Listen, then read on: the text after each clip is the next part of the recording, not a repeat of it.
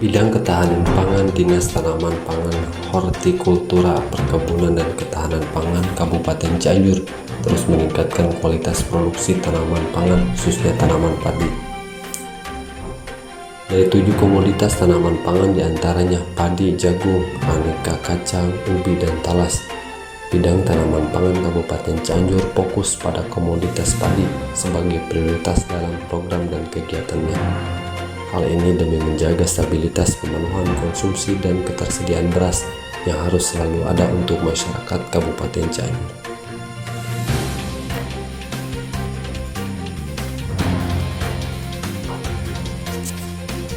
Bismillahirrahmanirrahim. Assalamualaikum warahmatullahi wabarakatuh. Perkenalkan, saya Dadan Endayana SPMP selaku Kepala Bidang Tanaman Pangan Dinas Tanaman Pangan, Hortikultura, Perkebunan dan Ketahanan Pangan Kabupaten Cianjur.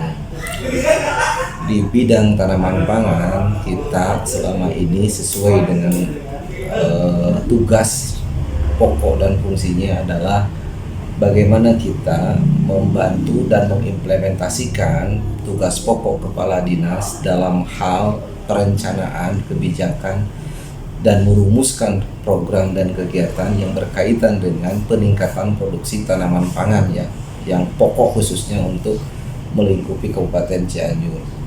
Nah, yang mana tanaman pangan itu meliputi 7 komoditas utama yang dalam hal ini kalau dirinci satu-satu kurang lebih mulai dari komoditi tanaman pangan padi. Padi juga terbagi dua, ada padi sawah dan padi ladang. Kemudian yang kedua adalah komoditi jagung, khususnya adalah jagung hibrida dan jagung komposit. Yang ketiga adalah komoditi aneka kacang, meliputi kacang tanah, kacang kedelai dan kacang hijau.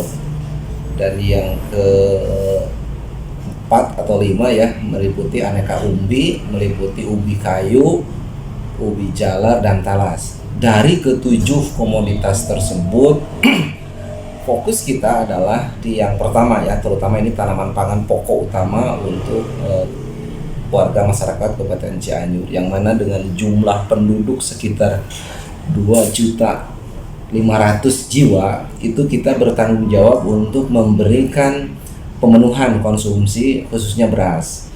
Nah, selama ini dalam Renstra rencana strategis yang sudah dicanangkan itu target pemenuhan kebutuhan produksi kita itu tidak kurang dari 800.000 ton gabah kering giling setiap tahun. Itu yang harus menjadi target kinerja kita, sehingga kita harus berupaya semaksimal mungkin untuk mencapai angka tersebut. Dan ini alhamdulillah menjadi sebuah tantangan atau challenge bagi dinas pada khususnya untuk dinas pertanian dan bidang tanaman pangan ini untuk meningkatkan segala daya upaya dalam rangka mencapai target tersebut. Dan ini sudah kita lampaui target itu untuk tahun 2021-2022 itu kita sudah melampaui target di 860-an 860.000 gabah kering giling. Dan ini menjadi suatu kebanggaan bagi Cianjur karena produksi Cianjur menempati posisi nomor 4 di Provinsi Jawa Barat setelah Indramayu, Karawang dan Subang. Kita bersaing dengan Kabupaten Sukabumi karena potensi lahannya hampir mendekati Sukabumi. Nah, dari jumlah tersebut ini kita didukung oleh sumber daya alam. Pertama, lahan sawah kita seluas 66.900-an Kemarin dalam updating 2017 itu 66.934.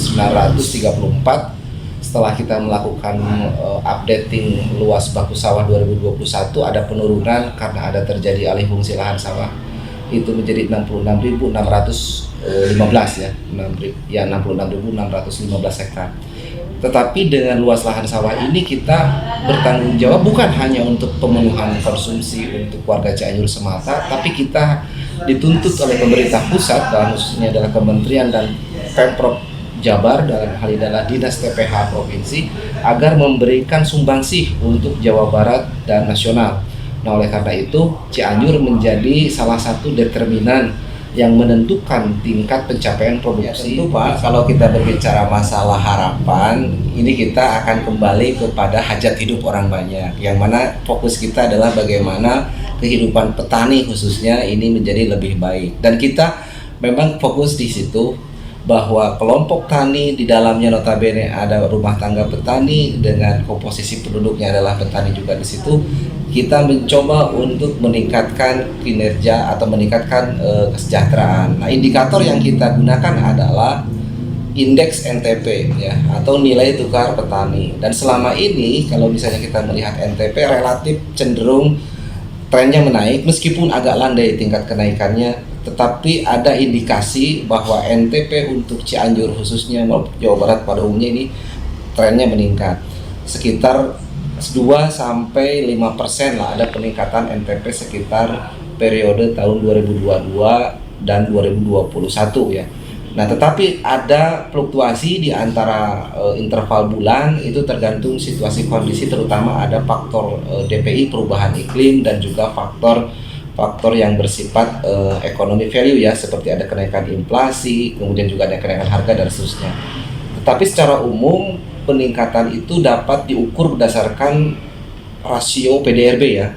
PDRB produk domestik regional bruto Cianjur ini masih didominasi oleh sektor pertanian, khususnya untuk sektor pertanian primer yang dalam ini ada komoditi tanaman pangan.